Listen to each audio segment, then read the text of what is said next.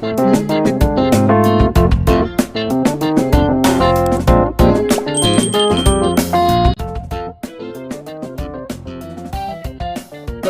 6,121. Tanong ni James, nandito ka ba sa ngalan ni Zachary? Napabuntong hininga si Lilah, mas malakas na siya sa leader ng Timeh sect, Zachary, ngayon. Marahil ay sinusubukan niya tayong ipanalo para tulungan siyang pabagsakin si Zachary. Agad na nilingon ni James si Lilah at sinabing, ipanalo mo kami. Kung mayroon siyang sapat na maibibigay, bakit hindi? Hindi nakaimik si Lilah. Pagkaraan ng ilang sandali, sinabi niya, ang Timeh sect ay hindi na tulad ng dati. Ngayong si Zachary ay bumaba na sa Years 1 Dale Ranks 9 Tribulation, malapit nang maganap ang kaguluhan. Bulalas ni James, sandali. Ano ang sinabi mo? Paanong siya pa rin ang pinuno ng sekta nang bumaba ang kanyang cultivation? Sa pagkakataong ito, hindi na nakipag-telepathically si James. Sa halip, sinabi niya ito ng malakas para marinig din ni Gladwin. Bago makasagot si Lilah, ngumiti si Gladwin at mayabang na sinabi, tama ka. Dapat nasa quasi-Dailcon rank ang leader ng Timeh sect. Ngayong bumaba na ang kanyang cultivation rank, dapat niyang isuko ang kanyang posisyon. Bukod dito, nagplano siya na pasukin ka sa Forlet Land at tatakan ka upang mapatay ng Galit Wind upang hindi ka na muling magkatawang tao. Isa itong malupit at masamang plano. Tumingin si James kay Gladwin at sinabing, hindi ba kasali ka rin, kuya? Ipinadala mo kami sa Forlet Land. Dahan-daang sinabi ni Gladwin, tama. Gayunpaman, niloko ako ni Zachary. Naniwala siyang galing ka sa Dark World at kailangan mong alisin. Bagaman ako ang dakilang tagapagtanggol ng Timeh sect, ang aking posisyon ay nasa ibaba niya. Kaya, maaari ko lamang sundin ang kanyang mga utos. Tumingin si Gladwin kay Lilah, nakaupo sa tabi ni James, at sinabing, hindi ka rin ba niya niloko? Hiniling niya sa iyo na pumili ng ilang powerhouse sa Years 1 Dale rank para makapasok sa Forlet Land, pagkatapos ay inutusan kang patayin ang 49. Buti na lang. Siya ay sapat na malakas at nakatagpo ng magagandang biyaya. Kung hindi, ang mga kahihinatnan ay hindi mahuhulaan. Tumingin si Lilah kay Gladwin at malamig na sinabi, hindi mo kailangang mag-aksaya ng oras sa pagsisikap na pagtagumpayan ako. Kayo ay mga ibon ng parehong balahibo. Mahinahong sagot ni Gladwin, alam kong bigo ka kay Zachary, at naiinis ka sa Timeh sect. Gayunpaman, may isang lihim na gusto kong sabihin sa iyo. Walang sabi-sabing nagpalitan ng tingin sina James at Lilah. Napabuntong hininga si Gladwin, naaalala mo ba ang Goldwine City? Sinabi sa iyo ni Zachary na isang grupo ng mga dark beings mula sa Dark World ang nagmasaker sa lahat ng tao sa lungsod, at ikaw lang ang nakaligtas. Sinabi niya na ang buong pamilya mo ay namatay sa kamay ng dark beings. Hindi niya kayang makita kang nanlamig. At namatay sa gutom, kaya ibinalik ka niya sa Timeh sect. Paulit-ulit niyang sinasabi na siya ang dahilan ng iyong tagumpay, tama ba? Tumingin sa kanya si Lilah at walang pakialam na sinabi, tumigil ka na sa kabog. Mataimtim na sinabi ni Gladwin, hindi pinatay ng dark beings ang lungsod. Ang pangunahing salarin ay si Zachary. Agad na tumayo si Lilah at sumigaw, may proof ka ba? Familiar ka ba dito? Itinaas ni Gladwin ang kanyang kamay, at lumitaw ang isang bilog na jade pendant. Nanlaki ang mga mata ni Lilah matapos niyang makita ang pattern na nakaukit sa jade pendant. Sa hindi makapaniwala, sinabi niya, iyan ang pamana ng pamilya ko, ang Tain pendant. Tumango si Gladwin, na nagsasabing, namatay ang iyong buong pamilya at mga mamamayan dahil sa pendant na ito. Lahat ay dahil may bakas ng historical power sa loob nito. Nabigla si Lilah sa impormasyon. Kumunot ang noo ni James at nagtanong, so, para makuha ang historical power sa loob nito, pinatay niya ang isang buong lungsod. Tumango si Gladwin, na nagsasabing, ito ay isang napakalaking lungsod na may milyon-milyong mamamayan. Ang iyong ama ay ang Panginoon ng lungsod ng Goldwine. Gayunpaman, ang kabuuang ranggo ng paglilinang ng lungsod ay masyadong mababa, at sila ay matatagpuan sa gilid ng isang microgenesis world. Tumingin si James kay Lilah at nagtanong, para sa kapakanan ng ilang kapangyarihang pangkasaysayan, kumitil siya ng milyon-milyong buhay. Iyan ba ang gagawin ng isang matuwid? Pinandilatan ni Lilah si Gladwin at sinabing, ibalik mo. Bahagyang ngumiti si Gladwin, pagkatapos ay iwinagayway ang kanyang kamay, pinayagan ang jade pendant na lumutang patungo sa mga makukulay na ilaw. Lumapit si James sa barrier, kinuha ang jade pendant at sinuri ito. Ang jade pendant ay maganda, at ang pattern nito ay sobrang kapansin-pansin. Bukod dito, nararamdaman niya ang marangal na kapangyarihang pangkasaysayan na nakapaloob dito. Umangat ang ulo ni James at sinalubong ang tingin ni Lilah. Nang makita niya ang ekspresyon niya ay agad niya itong iniabot. Kinuha ni Lilah ang pendant, hinawakan ito na parang treasure at marahang pinunasan. Habang tinitignan ito ay lumuluha ang mga mata niya. Bumantong hininga si Gladwin, nakakalungkot na ginamit ka ng taong Samaire sa pamilya mo. Si Zachary ay nagpapanggap na mabait ngunit sa totoo lang, isang makasalanan at tusong tao. Hindi siya karapat-dapat na maging pinuno ng Timea sect. Hindi siya pinansin ni Lilah at pinagpatuloy ang pagsisiyasat sa jade pendant sa kamay niya. Unti-unting tumulo ang mga luha sa kanyang magandang mukha. Tahimik na nanunood si James, hindi sigurado kung paano siya aaliwin. Pagkatapos ng lahat, ang jade pendant na nandito ay nangangahulugang pinatay ni Zachary ang kanyang buong pamilya at pinagsamantalahan siya. Ito ay isang kakila-kilabot na kahihiyan. Tumingin si Gladwin kay James at sinabing, 49. Mapaglarong sagot ni James, yeah. I'm listening. Do I have some kind of enemy that killed my family as well? Hindi. Siyempre hindi. Umiling si Gladwin at nakangiting sinabi, gayunpaman, mas malala ang mga hinaing sa pagitan ninyo ni Zachary. Gusto niyang mamatay ka sa Forlet Land. Ayaw mo bang maghayganti? Umiling si James at mariing sinabi, hindi. Gusto ko talagang magpasalamat sa kanya. Nawala si Gladwin matapos tumanggi si James na tumugtog sa kanyang tono. Ngumiti siya at muling sinabi, ayaw mo bang bumalik sa Timea sect? Nandyan pa rin ang Saintes na pinakamahalaga sa iyo. Napakunot ang noo ni James nang marinig ang sinabi nito. Kung mayroon mang taong pinapahalagahan niya sa Timea sect, iyon ay ang Light Heavenly Path. Bagamat hindi niya asawa, katumbas pa rin siya ng isang clone ni Thea. Matapos ang paggugol ng oras na magkasama sa mga nakaraang taon, naramdaman niya ang kalakip nito. Higit sa lahat, hindi niya matutulungan si Thea sa hinaharap kung wala ang Light Heavenly Path. Tinitigan ni James si Gladwin at tinanong, let's negotiate. What are the benefits of me return to the Timea sect? Kabanata 6122. Hindi inaasahan ni Gladwin na magiging prangka si James. Natawa siya at sinabing, medyo prangka ka, di ba? Putol ko sa paghabol. Kung babalik kayong dalawa sa Timea sect at magtrabaho sa akin, maaari akong mag-alok sa inyo ng 3 benepisyo.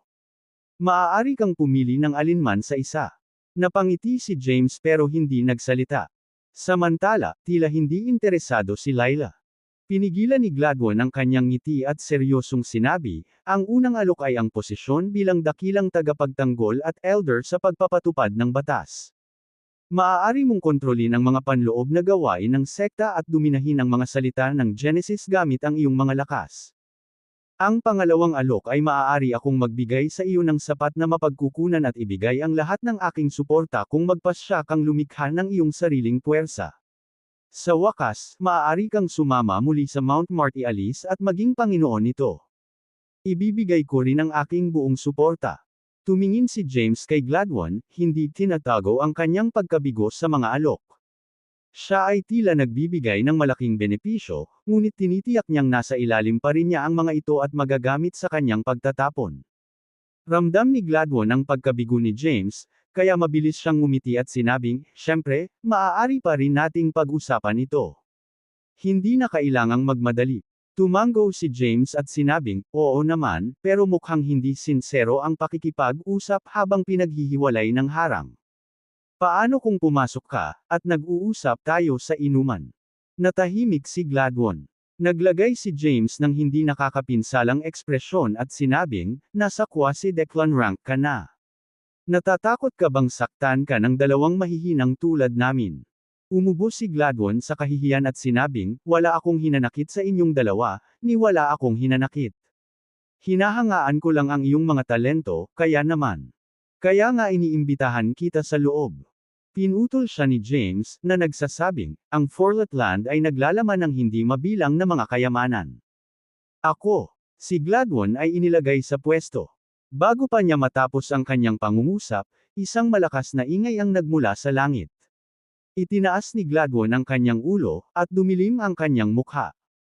Tapos, galit na sabi niya, nanggugulo na naman siya. Wala nang katapusan. Sa susunod na lang tayo mag-usap. Kailangan ko munang harapin ito. Pagkatapos magsalita, nag-transform si Gladwin sa isang gintong liwanag at nagmamadaling pumunta sa Demon Prison. Dismayadong sinabi ni James, sayang. Masyado ko siyang itinulak. Mabuti sana kung naipasok ko siya sa Forlet Land. Natahimik si Lila matapos makita ang masamang ekspresyon ni James. Hindi lamang niya ikinulong ang santo ng Timea sect at ang kanyang sarili, ngunit gusto rin niya si Gladwin, isang powerhouse sa quasi-declan rank. Tumingin si James sa Demon Prison at nagtanong, bakit siya kinakabahan? Anong uri ng nilalang ang lumitaw sa bilangguan? Malamig na tugon ni Lila, it's the dark heavenly path. Palagi siyang pumupunta sa Demon Prison.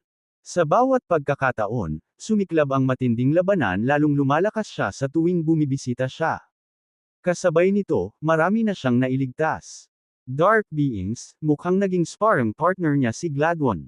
Nagulat si James sa impormasyon. Hindi pa nakakabisado ni Thea ang dark heavenly path, ngunit napakalakas na niya. Naisip niya, hindi ba pwedeng magdahan-dahan ka ng kaunti, darling? Pinaparamdam mo sa akin na wala akong kakayahan. Tuwang-tuwang sabi ni James, let's go watch. Agad siyang pinigilan ni Lila, huwag. Demonyo na siyang walang moral ngayon. Siya ay partikular na sumisipsip ng mga powerhouse sa Years 1 Dale Ranks 9th Tribulation.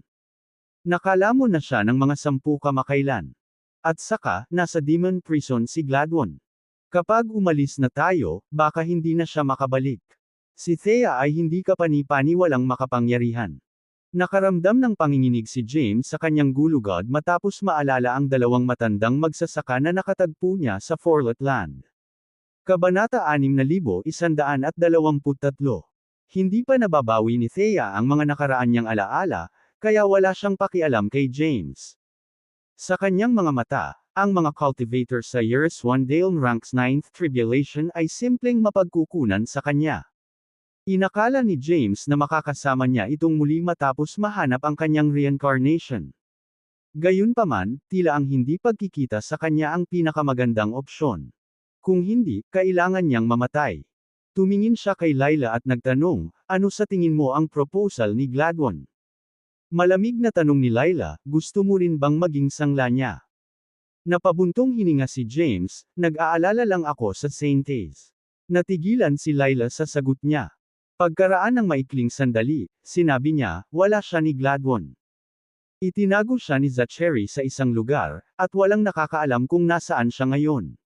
Sa tingin ko ay hindi siya nasa panganib sa ngayon. Kung tutuusin, kabisado na niya ang light heavenly path. Sa karakter ni Zachary, malamang na gusto niya itong gamitin para sa isang bagay na mas malaki. Tumingin si Lila kay James at sinabing, sinusubukan lang ni Gladwin na gamitin tayo para makamit ang kanyang layunin.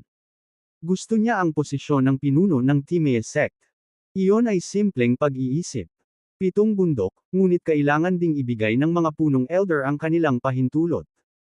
Kahit na ganoon, kailangan niyang makalusot sa dalawang ninuno. Nakangiting sabi ni James, masyado mong minamaliit siya. Para sa lakas natin. Nagtataka, nagtanong si Lila, mayroon pa ba? Ngumiti si James, hindi sumagot sa kanya. Gayunpaman, alam na alam niya ang sitwasyon. Malamang alam na ni Gladwin ang tungkol sa relasyon nila ni Yegor at Truett.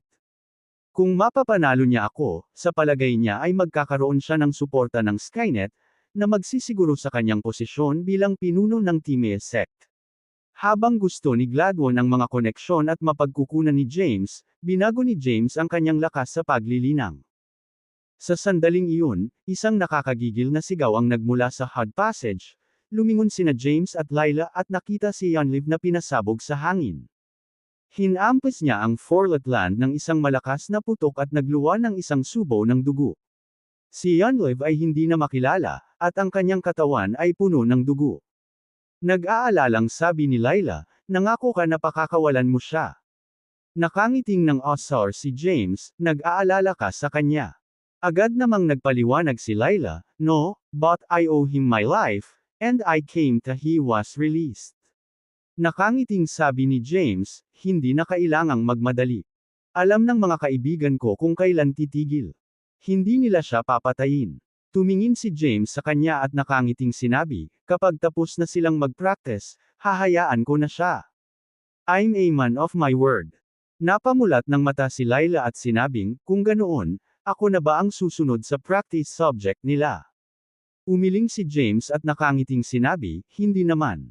Sa iyong lakas, masasabi kong ikaw ay nirerango sa nangungunang 10 sa lahat ng mga powerhouse sa Year Swandale ranks 9th Tribulation Pick. Hindi sila magkakaroon ng pagkakataon laban sa iyo. Kaya, sa ngayon, ikaw ay maging partner ko sa practice. Practice partner. Iyon lang ang maaari kong maging, tila. Sa kanya, hindi ko maihahambing sa isang buhok sa ulo ng kaibigan niya. Sumili ang pagkadismaya sa magandang mukha ni Layla. Stop messing around. Kailangan kong ipahayag ang isang bagay na mahalaga. Umalis si James sa Hod Passage. Kabanata 6124. Tuwang-tuwang nagtipon sina Truett, Zitlali, Adair, Seisha, at Rebella. Napatingin si James sa kanila at ibinahagi sa kanila ang proposal ni Gladwin. Gayunpaman, tutol ang lahat sa pagtanggap sa kanyang alok. Ang Time Sect ay isang malaimpyernong lugar.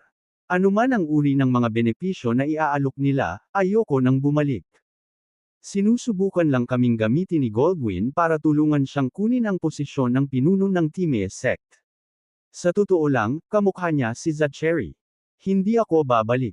Ayokong mabuhay sa takot. Hindi ko alam kung kailan ako papatayin ng mga taong ito.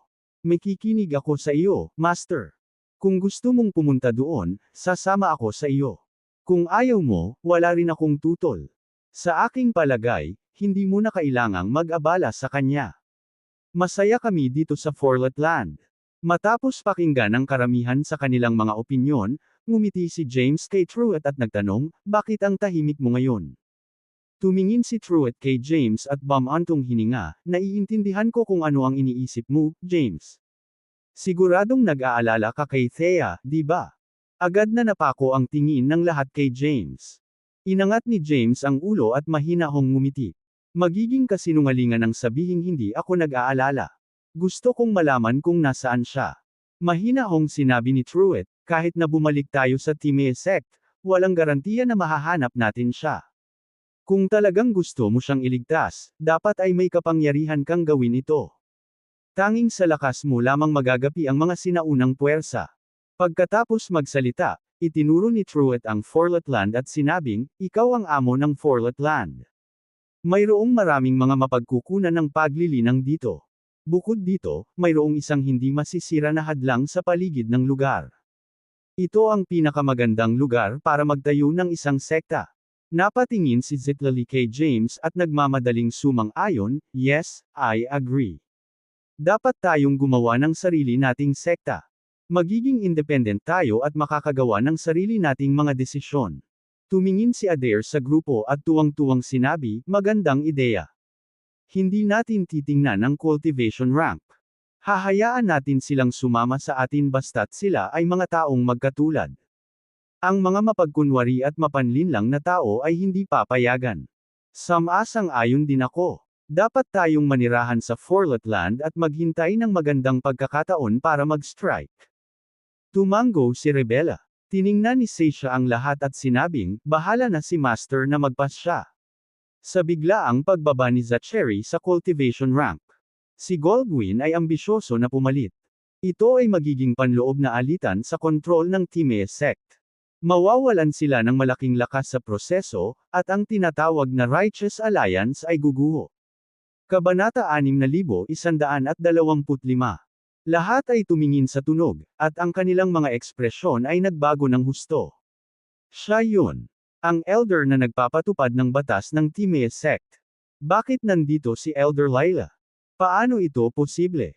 Siya ang isa sa pinakamalakas na powerhouse sa Year Swandale ranks 9th Tribulation. Habang bumubulales ang lahat, itinaas ni James ang kanyang kamay at hinampas ang paghihigpit ng hot passage na may itim at puting liwanag. Bumukas ang isang pinto, at mabilis na nilapitan sila ni Lila sa ilalim ng nakakatakot na mga tingin. Agad na nakaramdam ng takot ang grupo, na para bang kaharap ang isang mabigat na kaaway.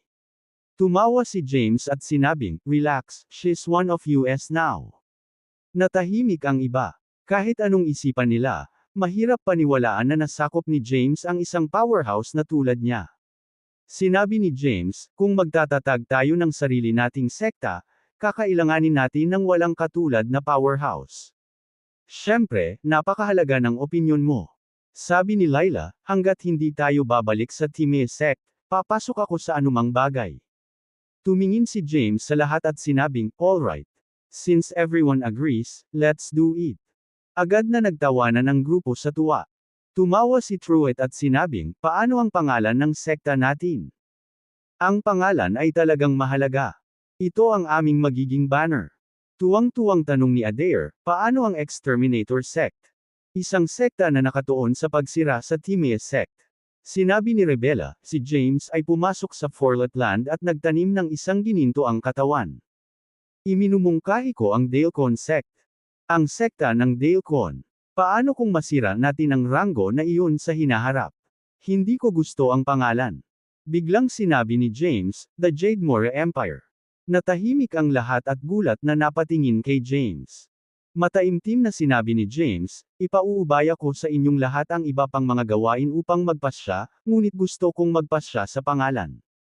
Sinabi ni James, "Kung magtatatag tayo ng sarili nating sekta, kakailanganin natin ng walang katulad na powerhouse." Siyempre, napakahalaga ng opinyon mo. Sabi ni Lila, "Hanggat hindi tayo babalik sa Time Sect, papasok ako sa anumang bagay." Tumingin si James sa lahat at sinabing, "Alright. Since everyone agrees, let's do it."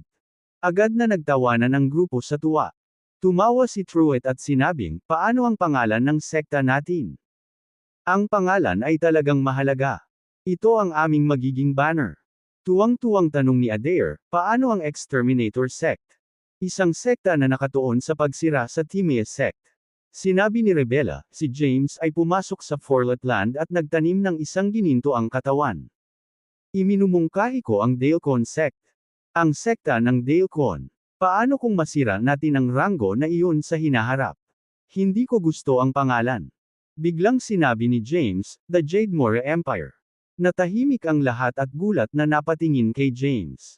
Mataimtim na sinabi ni James, "Ipauubaya ko sa inyong lahat ang iba pang mga gawain upang magpasya, ngunit gusto kong magpasya sa pangalan." Nagpalitan ng tingin ang lahat, saka tumanggo sa kanya. Ngumiti si Truett at sinabing, "Ikaw ang aming pinuno. Ikaw ang may huling say sa pangalan ng aming sekta." Pagkatapos, naayos na. "Tatawagan kaming Jademore Empire. Ang Jademore Empire." Sabay-sabay na sabi ng lahat. Sa sandaling iyon, wala ni isa sa kanila ang makakaisip kung gaano kalaki ang epekto ng kanilang sekta sa mundo. Isang magandang babae na nakasuot ng puting damit ang nakaupo sa ibabaw ng isang puting sagradong lotus sa isang misteryosong lugar ng Time Sect. Nakapikit ang kanyang mga mata, at nagbuga ng banal na liwanag ang kanyang katawan. Ang hindi mabilang na mga bulaklak ng lotus sa likod niya ay nag-flutter, naglalabas ng malakas na puwersa. Sa sandaling iyon, isang maliwanag na gininto ang liwanag ang natipon sa kanyang harapan at naging isang lalaki. Lumitaw si Zachary habang nasa likod ang mga kamay. Tinitigan niya ang magandang babae na nasa harapan niya, pumikit at sinabing, "Lalong lumalakas ang iyong heavenly path power." Dahan-daang iminulat ni Thea ang kanyang mga mata at sinabing, "Marami rin akong natutunan." Nakangiting sabi ni Zachary, "You were bound to find out sooner or later. Don't worry, though. I will not make things difficult for you. Para sa akin, you're just like my daughter." Tinitigan ni Thea si Zachary at sinabing, "I just want to know one thing. Buhay pa ba ang 49? Umiling si Zachary at sinabing, "I don't know. My Zen can't penetrate the Forlet Land and Dark World. Kung gayon wala akong sasabihin sa iyo." Dahan-daang pumikit muli si Thea. Tinitigan ni Zachary si Thea at sinabing, "Sana matulungan mo akong maabot muli ang Quasi-Dalecon rank." I'll let you go look for 49 if you do it. Pumikit si Thea at nanatiling walang pakialam sa kanya. Galit na naikuyom ni Zachary ang kanyang mga kamao at sumigaw, sinundo kita mula sa Forletland at pinalaki kita hanggang ngayon. Pinapahalagahan at ginagalang ka. Hindi ka man lang ba pumayag dito? Nanatiling tahimik si Thea. Galit si Zachary at inihampas ang kamao sa kanya. Isang makapangyarihang Genesis ang dumaan patungo kay Thea ngunit mabilis na hinigup ng mga bulaklak ng lotus sa paligid niya. Ang Heavenly Path Power ay hindi naman espesyal. Naglunsad si Zachary ng sunod-sunod na pag-atake. Ang 10,000 bulaklak ng lotus sa likod ni Thea ay gumuho sa ilalim ng mga pag-atake. Lumuwa si Thea ng isang subo ng dugo, at namutla ang kanyang mukha. Galit na sigaw ni Zachary, hindi ka ba talaga natatakot sa kamatayan? Kahit na ikaw ang Heavenly Path at hindi maaaring mamatay, makakalimutan mo ang 49 after reincarnating. Dahan-daang inangat ni Thea ang ulo, pinunasan ang dugo sa labi at nakangiting sinabi, if we're meant to be, we'll find our way back together. Matigas ang ulo mo at tanga. Iniunat ni Zachary ang kanyang kamay, at naganap ang mga pagsabog sa lahat ng dako sa lugar. Saan man dumaan ang kanyang kapangyarihan, magdudulot ito ng malawakang pagkawasak. Si Zachary ay galit at nagngangalit. Bumaba ang kanyang ranggo sa cultivation, at hindi lamang nangangahulugan iyon na nawalan siya ng ganap na lakas, ngunit ang kanyang posisyon bilang pinuno ng Timea sect ay nasa panganib. Ang titulo ay kumakatawan sa dignidad at karangalan. Hindi niya matanggap ang sitwasyon. Kaya, gusto niyang gamitin ang kanyang trump card, si Thea. Naunawaan niya ang landas sa langit at alam niya kung paano tutulungan itong makuha ang kanyang lakas. Gayunpaman, hindi niya inasahan na ganoon na lamang ang pagka-infatuated ni Thea kay James. Ayaw niyang tulungan siya, kahit bilang isang paraan para mabayaran siya sa pagpapalaki sa kanya. Galit si Zachary sa mga walang utang na loob na juniors na pinalaki niya. Una, si Rebella, tapos sina Lila at Gladwin. Ngayon, kahit ang banayad na landas sa langit ay tumanggi na tulungan siya. Bakit ako pinagtaksilan ng mga taong ito? Dahil ba wala na ako sa quasi-declan rank? Asar niya sa loob. Galit si Zachary, ngunit sinabi sa kanya ng kanyang pangangatwiran na ang Light Heavenly Path pa rin ang kanyang magiging pinakakapakipakinabang na trump card, at dapat niya itong panatilihin. Matapos mailabas ang galit ay itinaas ni Zachary ang ulo at pumikit. Isang gintong liwanag ang bumaril, at daan-daang elixir sa Yerswandale ranks 9th Tribulation. Malamig na sabi ni Zachary, gamitin mo para gumaling ang mga sugat mo. Hahanap ako ng taong gusto mong samahan ka. Habang nagsasalita siya, hinawakan niya ang kawalan, at lumitaw ang isang gintong liwanag upang bumuo ng isang teleportation formation. Sa susunod na sandali, isang magandang figure ang lumabas sa teleportation formation na tulala. Nakaupo sa puting sagradong lotus, biglang idinilat ni Thea ang kanyang mga mata at tumawag, Lucille. Thea. Lumabas si Lucille sa formation at nagtatakang tumingin kay Thea. Pagkatapos mag-recompose, mabilis siyang sumugod. Nang makita ang maputlang mukha ni Thea, masasabi ni Lucille na siya ay dumanas ng hindi mabilang na panloob na pinsala. Lumingon siya at sinigawan si Zachary, bastos ka. Isa kang walang pusong halimaw. Sa pagharap sa galit ni Lucille, pumikit na lang si Zachary at nanatiling walang pakialam. Sumigaw si Lucille, sa buong buhay mo naging kasuklam-suklam at walang kahihiyan, at tingnan mo kung saan ka dinala niyan. Ngayong nasa panganib ang iyong posisyon bilang pinuno ng Timea sect, nagpapakawala ka sa ibang tao. Nakakadiri ka. Napaawang ang labi ni Zachary sa mga panlalait niya. Binuksan niya ang kanyang mga mata at sinabing, ako ang iyong ama. Pinutol siya ni Lucille, tumatahol, wala akong ama. Nakakahiya magkaroon ng ama na katulad mo. Galit na sigaw ni Zachary, ikaw. Sa tingin mo ba magiging madali ka kapag natanggalan ako ng posisyon? Kapag natalo ako, mamamatay ka rin. Lucille retorted, matagal ko nang gustong mamatay. Subukan mo ako. Tingnan natin kung sino ang maglalakas loob na sumabog sa sarili ngayon. Nang makitang sasampalin ni Lucille ang sarili, natarante si Zachary, ikanaway ang kanyang kamay, at sinabing, Teka. Sarkastikong sabi ni Lucille, natatakot ka. Mas pinahahalagahan mo ang iyong buhay kaysa sa iba. Huwag na nating pag-usapan ang pagbaba sa ranggo ng cultivation. Ganoon ka pa rin kung babalik ka sa iyong hyena form. Laging tungkol sa iyong sarili. Hinaway-kaway ni Zachary ang kamay niya at nagmamadaling nagsalita, calm down. Kung magpapakamatay ka, hindi mo na makikita ang 49. Siya lang naman ang taong pinapahalagahan mo diba? Kumunot ang noo ni Lucille sa sinabi niya. Kinakabahang paliwanag ni Zachary, dala ko kayong dalawa dito for one reason. May binabalak si Gladwin, at natakot akong may gawin siya sa inyong dalawa.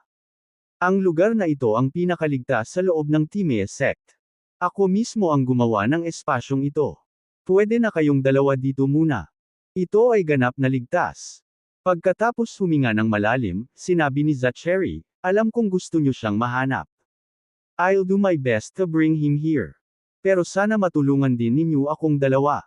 Kahit anong mangyari, ako pa rin. Enough, putol ni Thea, basta dalhin mo siya sa akin ng buhay, tutulungan kita. Tuwang-tuwa si Zachary. Tumango siya at sinabing, alright. We've got a agreement. Pagkatapos magsalita ay nawala agad si Zachary. Tumingin si Lucille kay Thea at sinabing, he's insane. Napabuntong hininga si Thea. Hindi siya baliw. Nahuhumaling siya sa kapangyarihan. Nakakalungkot na makita siyang ganito. Kumunot ang noo ni Lucille at nagtanong, paano mo pa siya madadami? Mahinang sabi ni Thea, tapos, siya ang nagpalaki sa akin. Marahil ito na ang kapalaran ko. Matapos itatag ni James at ng iba pa ang kanilang bagong sekta sa unang antas ng Forlet Land, nag-set up sila ng time formation upang linangin. Gayunpaman, napansin ni James si Rebella na gumagala sa labas ng formation, tila nagbabantay sa grupo. Sumimangot si James at sinabing, ayaw mo bang mag-improve pa? Matapos matigilan sandali, napabuntong hininga si Rebella. Marami na akong pinagdaan ng tribulations. Natatakot ako. Pinutol siya ni James, nagtanong, nag-aalala ka ba na mamatay sa Deathly Heavenly Tribulation? O natatakot ka ba na nasa ilalim pa rin ako ng kontrol pagkatapos maabot ang tuktok ng Years 1 Dale Ranks 9th Tribulation? Umiling si Rebella at sumagot, wala naman pong ganoon. Ako lang. Bago pa siya makatapos, lumapit si James sa kanya. Natarante si Rebella nang magtama ang kanilang mga mata, at napapikit si James. Alam ko talaga kung ano ang iniisip mo. Kailangan kong ipaalala sa iyo na kung masyadong komplikado ang iniisip mo, tiyak na mamamatay ka sa Deathly Heavenly Tribulation. Ako, hindi nakaimik si Rebella. Itinaas ni James ang kanyang kamay, na hamarang sa kanya. Pagkatapos, bumalot sa kanya ang kanyang Genesis. Sa susunod na sandali, inalis ni James ang curse inscription sa kanyang katawan at inilagay ang mga ito. Gulat na napatingin si Rebella kay James, hindi niya inaasahan na tatanggalin niya ang kanyang sumpa. Kaagad pagkatapos, nagpakawala si James ng isang sinag ng liwanag sa kawalan at ang kontrata ng kanyang kaluluwa sa kanya ay sinunog ng Wraith Flame. Isang quasar light ang bumungad sa kanyang katawan, at ang kanyang kaluluwa ay nabawi ang kalayaan. Labis na napatulala si Rebella sa biglaang pangyayari. Kalmadong sinabi ni James, inalis ko na ang sumpa at pinawalang bisa ang pakikipag-ugnayan sa kaluluwa. Gayunpaman, hindi ko malulutas kung ano ang nasa kaibuturan ng iyong puso. Kung patuloy kang mag-iisip ng ganoon, hindi ito magtatapos ng maayos.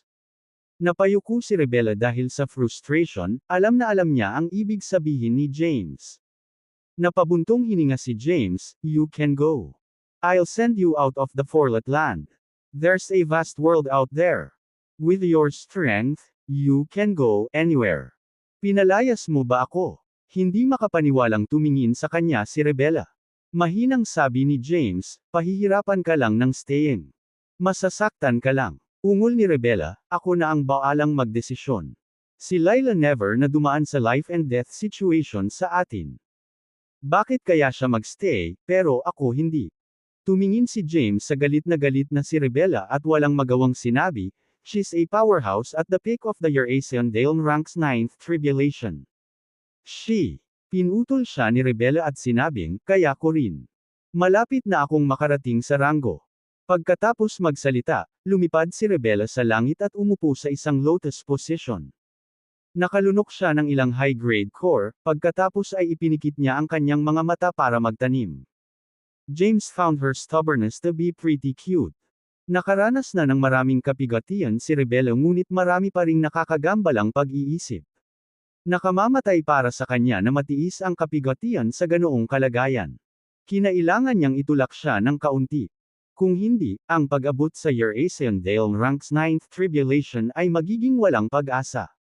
Pagkatapos, nag-set up si James ng time formation sa paligid niya. Sa pagkakataong iyon, lumapit si Layla at tinitigan si James. Tanong ni James, gusto mo bang pag-usapan ang tungkol kay Yonlev?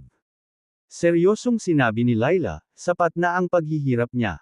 Pwede bang? Lumingon si James kay Layla at tinanong, paano kung gamitin ko siya para ipagpalit si Thea? Umiling si Layla at sinabing, imposible iyon. Maaari siyang palaging magkaroon ng isa pang anak kung mamatay si Yonlev. Si Thea, sa kabilang banda, ay napakahalaga sa kanyang kaligtasan. Hinding-hindi niya ito ipagpapalit sa kanyang anak. Pinaikit ni James ang kanyang mga mata, pagkatapos ay dumukwang sa hot passage. Ang kanyang black and white powers ay kumalat at kinaladkad si Yonlev papunta sa kanila. Nang makitang iniunat ni James ang kanyang kamay at hinawakan ang ulo ni Yonlev, nag-aalalang sumigaw si Layla, pangako mong pakakawalan siya, 49. Kung may mangyari sa kanya, makikipagdigma ka sa isang mabigat na kalaban. Kahit nawala na si Zachary sa Quasi-Dalecon rank, nasa powerhouse pa rin siya sa peak ng Years 1 Dale Ranks 9th Tribulation. Maaaring hindi magtatagumpay si Gladwin sa pagpapatalsik sa kanya, at maaaring magpatuloy siya bilang pinuno ng Time Sect. Tinitigan ni James si Layla, sa kanilakasan ang pagkakahawak kay Yonlev. Isang matinding itim at kulay abo na liwanag ang lumitaw at sinabayan ng tunog ng mga kampana. Nakapulupot ang puwersa kay Yonlev, dahilan para mapasigaw siya sa sakit. Nag-aalalang sigaw ni Layla, "You're breaking your promise." Mabilis na inubos ni James ang Genesis ni Yonlev sa kabila ng kanyang pagsusumamo. Nag-transform si Yonlev bilang isang hyena at bumagsak sa lupa, nakahiga ng hindi gumagalaw.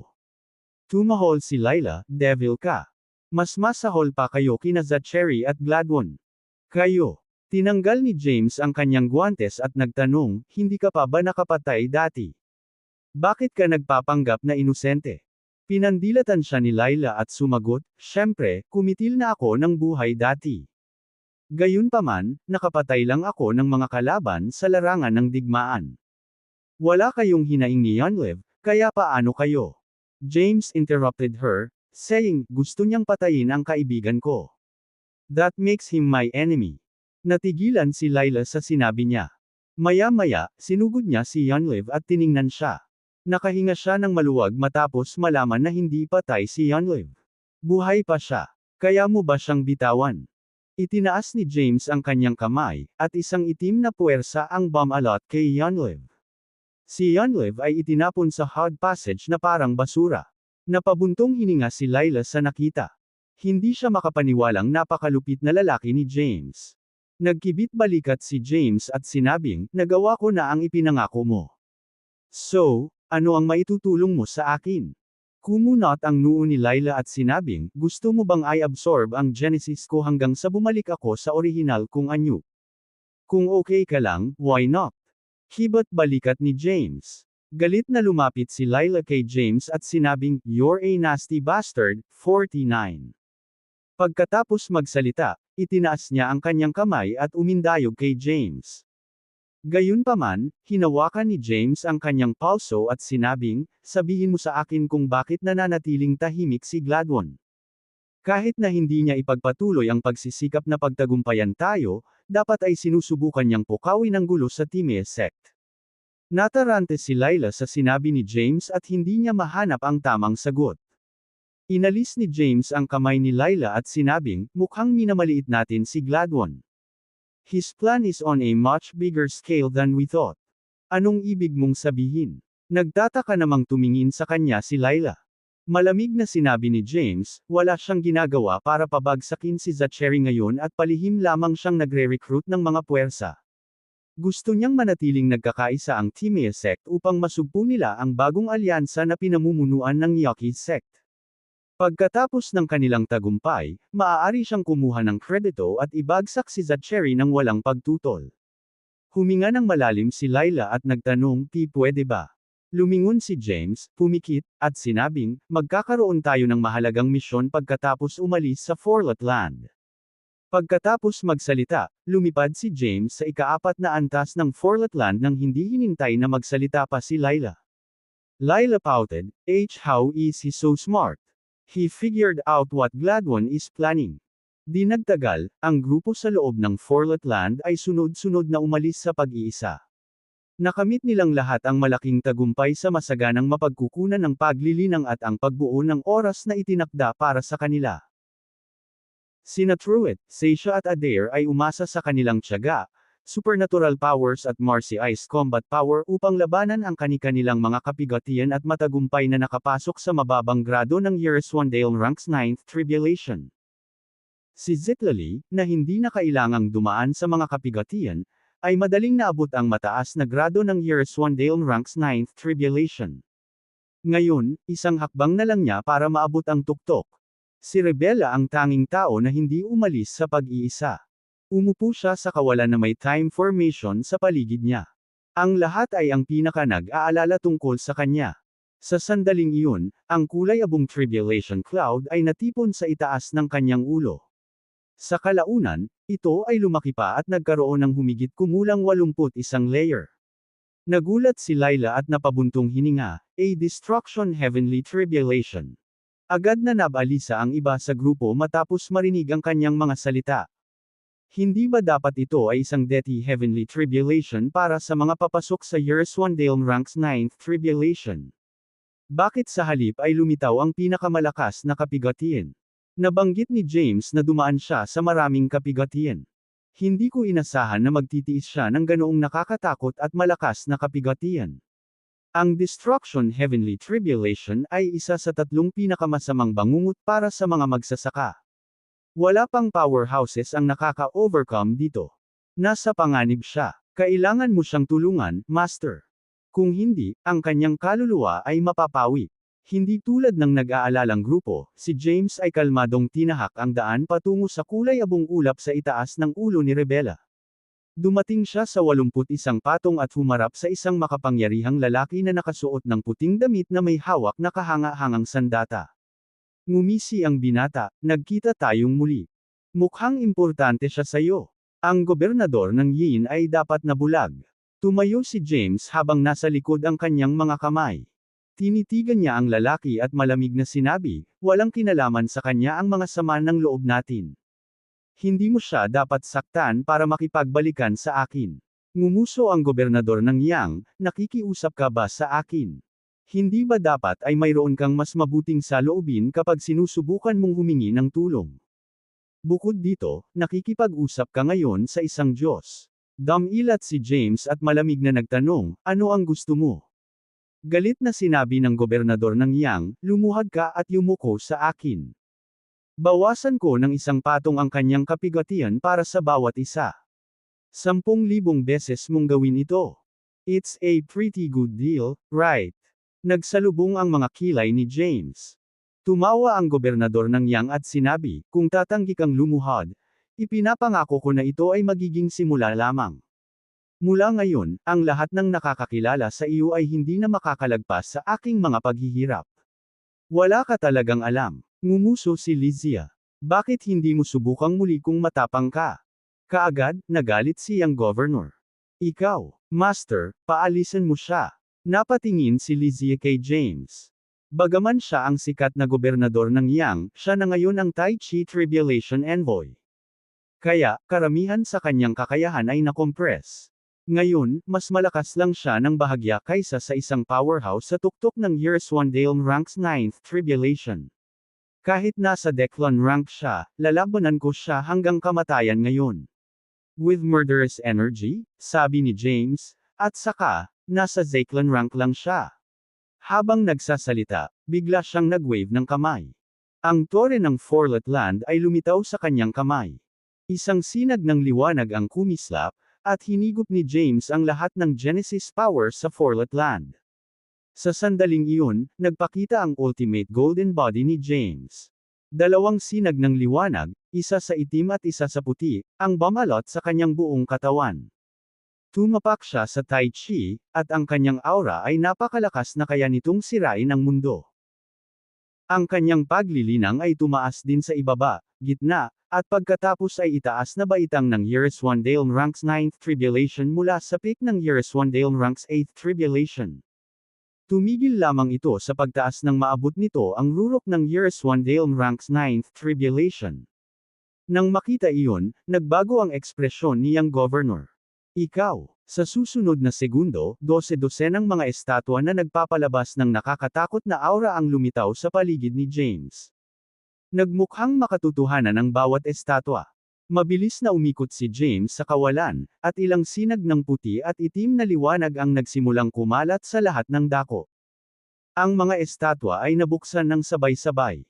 Ang Historial Power at Marcy Ice Combat Form Power mula sa nakapalibot na lugar ay pumasok sa Ultimate Golden Body ni James.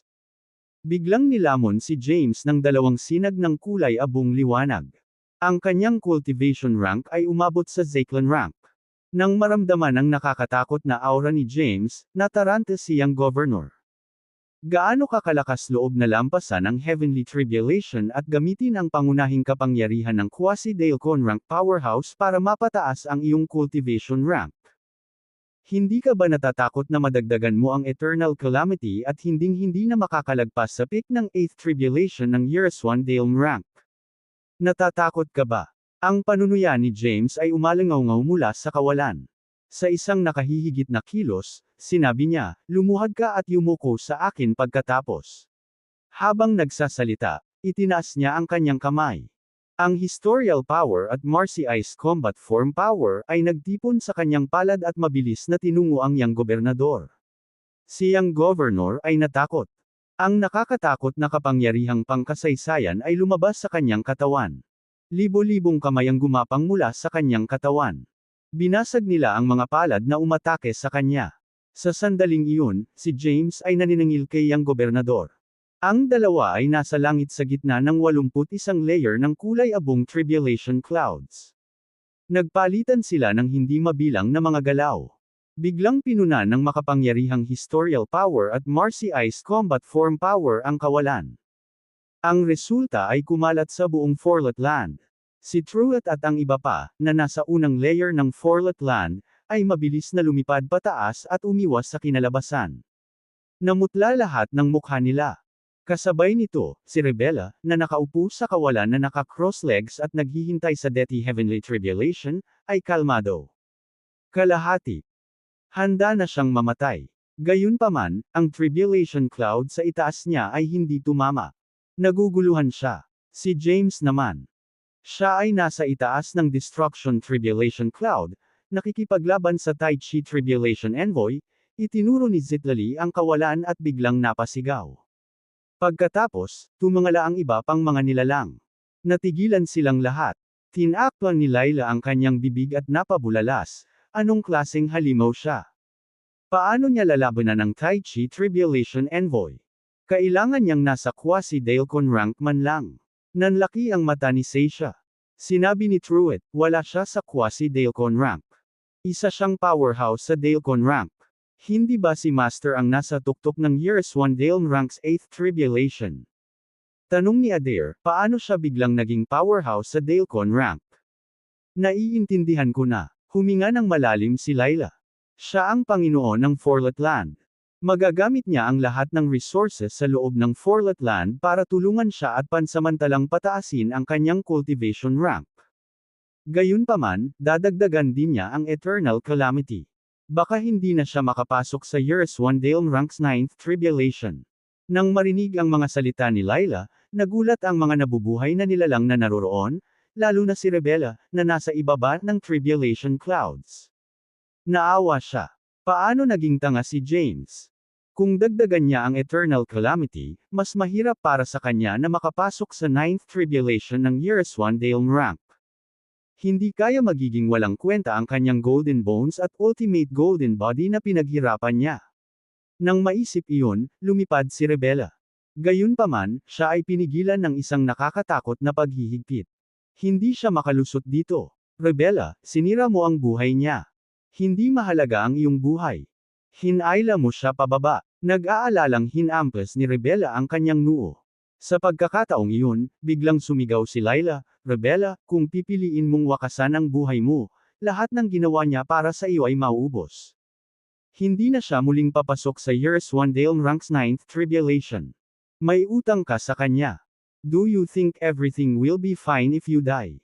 Nang marinig iyon, natigilan si Rebella. Sa oras na ito, narinig niya ang isang malakas na dagandong na nagmumula sa itaas ng Destruction Tribulation Cloud. Lumuhod. Sa sumunod na segundo, nagbitak ang mga bundok sa paligid. Sa ilalim ng resulta ng Historial Power at Marcy Ice Combat Form Power, gumuho ang lahat sa Forlet Land. Pagkatapos, isang malaking kamao na naglalaman ng nakakatakot na dark power ang lumitaw sa Destruction Tribulation Cloud. Pinigilan nito ang isang batang buhay na nilalang sa punit-punit na damit. Bigla itong bumagsak sa lupa. Iligtas mo ako. Sa kawalan ng pag-asa, sumigaw siyang gobernador. Pagkalapag sa lupa, napilitan siyang lumuhod. Sa sandaling iyon, ang malaking kamao ni James na nabuo ng Marcy Ice Combat Form Power ay 1 pulgada lang ang layo sa ulo niyang governor. Sa Forlet Land, I'm God, sigaw ni James mula sa kawalan. Pagkatapos, ang umiikot na Years One Genesis Bell ay mabilis na tumungo patungo sa gobernador ng Yang. Gayunpaman, sa sandaling iyon, ang hindi mapaglabanan na mga sinag ng itim at puting liwanag ay damapo sa kawalan, na naging pattern ng Tai Chi na bomb-alot sa gobernador ng Yang. Kasabay nito, ang Years One Genesis Bell ay itinapon. Nang makita iyon, hindi lang nagulat si Layla at ang iba pang nilalang, ngunit hindi rin maiwasan ni James na sumimangot. Biglang isang mahinang boses ang umalingaw-ngaw mula sa kawalan. Kabaitan ng mga landas. Dahil ikaw ang naging pinuno ng lugar na ito, bakit ka nagagalit? Nang marinig iyon ni James, tumangala siya sa kawalan. Nakita niya ang isang malaking Tai Chi na nabuo ng 2 aura itim at puti na umiikot. Ang bawat aura ay puno ng kabanalan na nag-udyok sa pagsamba. Tai Chi, nalampasan mo ang inaasahan ko, malamig na sabi ni James. Dapat kang kumilos kung kinakailangan. Kung mapapatawad mo ang isang tao, dapat mong gawin iyon. Bumantong hininga si Tai Chi at nagpatuloy, siyang gobernador ay likas na matigas ang ulo. Turuan mo lang siya ng leksyon. Hindi na kailangang kitilin ang kanyang buhay. Ngumuso si James at sinabi, may kontrol siya sa mga heavenly tribulations. Ginamit niya ang kanyang posisyon para maghayganti at pumatay ng mga buhay na nilalang. Sa tingin mo, paano siya dapat pakitunguhan? Nasa kanya na iyon. Sabi ni Tai Chi, parurusahan ko siya ng mahigpit at didisiplinahin. Gayunpaman, dinagdagan mo ang eternal calamity para sa pansamantalang lakas. Grave loss yan. I just summoned my weapon in face of an enemy. There's no such thing as a loss. Binibigkas ni James ang bawat salita. Mula nang magsimula akong magtanim, mahigit 1 milyong kaaway na ang nakilala ko. Ang sinumang may sama ng loob sa akin ay malayang lumapit sa akin. Gayunpaman, sa sandaling hawakan nila ang aking pamilya at mga kaibigan, sila ay nagiging mababang tao na lumampas sa aking linya. Kahit hindi ako kasalukuyang kalaban nila, lalaban pa rin ako. Hanggat buo ang kaluluwa ko, laging may bukas. Sa huli matatalo ko sila. Kung sino man ang manggahas na hawakan ng aking mga kaibigan, hahabulin ko sila hanggang sa mamatay ako, at gagawin ko ito sa bawat reincarnation. Nang marinig iyon, tumahimik si Tai Chi. Samantala, natulala si Layla at ang iba pang nilalang sa lupa. Alam nilang si James iyon. Ito ang kanilang kaibigan at amo. Siya ay malinaw tungkol sa sama ng loob at biyaya, at siya ay determinado. Siya ay isang mabait na tao, ngunit maaari rin siyang maging walang awa. Isa siyang bayani na desidido sa pagpatay. Sa oras na ito, ang mga buhay na nilalang ay tumingin kay James ng may paghanga at takot. Maging si Layla, na may kapangyarihang labanan bilang isang powerhouse sa tuktok ng 9th Tribulation ng Years One Dale rank, ay nakaramdam ng pagmamadali. Maya-maya, bumantong hininga si Tai Chi. Marahil ito ang iyong paniniwala. Ikaw ay Tai Chi. Kung pipiliin mong iligtas siya ng personal, alam kong hindi kita mapipigilan. Itinuro ni James siyang governor na nakaluhod sa lupa. Pero, may tatlong kondisyon ako. Tanong ni Tai Chi, ano sila? Una. Malamig na sinabi ni James, mula ngayon, ang mga buhay na nilalang ng Forletland ay hindi na kailangang dumaan sa heavenly tribulations ng gobernador ng Yang. Kung gusto mo pa ring kontrolin ang mga nabubuhay na nilalang dito, ang trabahong iyon ay kailangang mapunta sa iba. Sumagot si Tai Chi, oo naman. Pangalawa, nahihiyang sabi ni James, ang Tai Chi Tribulation Envoy na ipapadala sa Forlet hindi dapat samantalahin ng lupa ang kanyang posisyon para personal na maghiganti. Ang lahat ay dapat sumunod sa mga patakaran. Kung hindi, hindi ako magpipigil na kumilos. Ngayon pa lang ang simula. Sumagot muli si Tai Chi, sige. Pangatlo, kumunat ang noo ni James. Gaano kalaki ang eternal calamity ni Rebella? Umaabot ba ito sa antas ng destruction heavenly tribulation? Pakisagot. Sa pagkakataong ito, nag-isip sandali si Tai Chi. Bumantong hininga, sinabi niya, wala ito sa antas ng destruction heavenly tribulation. Sa karamihan, ito ay kapantay ng haloed heavenly tribulation. I don't get it. Umiling si James. Ipinaliwanag ni Tai Chi, upang maabot ang tuktok mula sa itaas na baitang ng Years Wandale Ranks 9th Tribulation, kailangang dumaan ng isang tao sa 6 na kapigatian. Nariyan ang malawak na kapigatian sa langit, ang Deity Heavenly Tribulation, ang Haloed Heavenly Tribulation, ang Genesis Heavenly Tribulation, ang Historial Heavenly Tribulation, at ang Destruction Heavenly Tribulation. Upang maghiganti, pinataas ng gobernador niyang ang kapigatian ng 3 ranggo. Siya ay baliw. Natahimik si Tai Chi. Kalimutan mo na. Bumantong hininga si James at sinabing, hayaan ang haloed heavenly tribulation na tumama. Kung tayo ay lalabas dito, iyon ang ating kapalaran. Kung hindi natin kaya, iyon na ang ating kapalaran. Habang nagsasalita, tumingin siya kay Rebella, na pinaghihigpitan ng tribulation cloud sa kawalan. Rebella, since it's a tribulation, we have to go through it. Kailangan mong maging ambisyoso, determinado, at malakas ang loob upang mabuhay. Sa ilalim ng heavenly tribulation, makakaligtas ka lang kung hindi ka natatakot na mahulog. We will all be your support. Nang marinig iyon ni Rebella ay namula ang kanyang mga mata. Master, hindi kita bibiguin. Babayaran ko ang lahat ng utang ko sa iyo sa pamamagitan ng pagpapatuloy ng buhay. Pagkatapos, tumalikod siya. Na-activate ang Genesis Divine Light. Ang kanyang buong katawan ay naglabas ng gininto ang liwanag. Rebella, good luck. Sumigaw si Adair, sasamahan ka namin. Sumigaw din si Seisha, Rebella, good luck. Sinabi ni Zitlali, tutulungan ka namin sa pagdaan sa kapigatian. Anong sinisigawan niyo? Go lang. Nagmamadaling tinungo ni Truett ang kaliwang bahagi ni Rebella at umupo sa isang lotus na posisyon. Pagkatapos, ang iba pang mga buhay na nilalang ay sumugod sa kawalan. Pinalibutan nila si Rebella at naupo. Nang ipikit nila ang kanilang mga mata, lahat sila ay naglabas ng gintong liwanag.